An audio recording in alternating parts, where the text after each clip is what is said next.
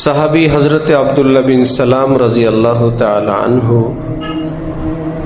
যিনি ইসলামের পূর্বে ইহুদি ধর্মের একজন পণ্ডিত, একজন আলিম ছিলেন।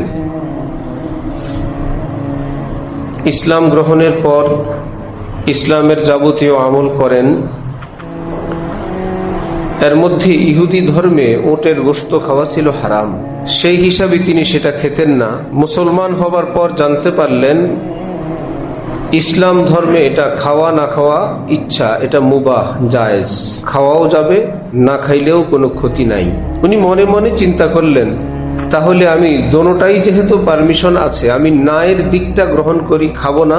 যেহেতু আগের ধর্মে হারাম ছিল, সেখানে খাওয়া হতো না, ইসলামেও খাওয়া জরুরি না, বরং খাওয়া না খাওয়া বরাবর, আমি না খাওয়ার দিকটা গ্রহণ করি, তাহলে আগের ধর্মের রেয়ায়ত হবে, এই ধর্ম অনুযায়ী কোনো অসুবিধা হবে না। শুধু এইটুকুন মনে মনে। হযরত জিবরিল আমিন আসলেন আয়াত নিয়ে, ইয়া আইয়ুহাল্লাযীনা আমানু দুখুলু ফিস-সিলমি কাফা, ঈমানদাররা যারা ইসলাম গ্রহণ করেছো, ইসলামে পরিপূর্ণভাবে প্রবেশ করো। এই ধর্মে আসার পর আবার তুমি অন্য ধর্মের চিন্তা মনে মনে লালন করো, এটা তো পরিপূর্ণ হলো না। ইসলাম ধর্মে উটের গোশত খাওয়া কি আমাদের জন্য জরুরি? আমরা খাই না, এমনিতেই খাই না, আমরা এই জন্য বর্জন করি না, যেটা অন্য কোনো ধর্মের বিষয় দিয়ে আমাদের ইচ্ছা। কিন্তু ওনার বর্জনের সঙ্গে ইসলামের না খাওয়ার অনুমতির সঙ্গে অন্য ধর্মের একটা কথা যুক্ত ছিল, বললেন হইল না।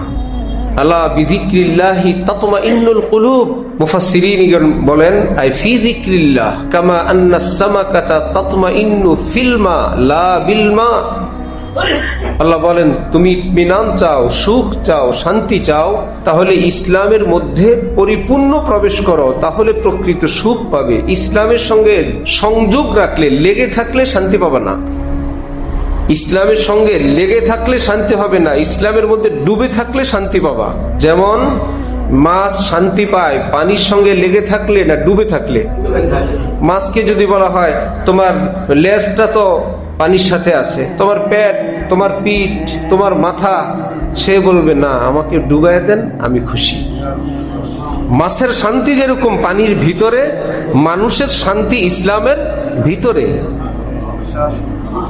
কামা আন্নাস সামাকাতা তাতমাইন্নু ফিল মা লা বিল মা, যেমনি ভাবে মাছ প্রশান্তি পায় পানির ভিতরে, না পানির সঙ্গে লেগে থাকলে তার কাঙ্ক্ষিত সুখ সে পায় না, ঠিক এমনি ভাবে মুসলমান ইসলামের সঙ্গে লেগে থাকলে সে ইসলামের পরিপূর্ণ সুখ শান্তিও সে পাবে না।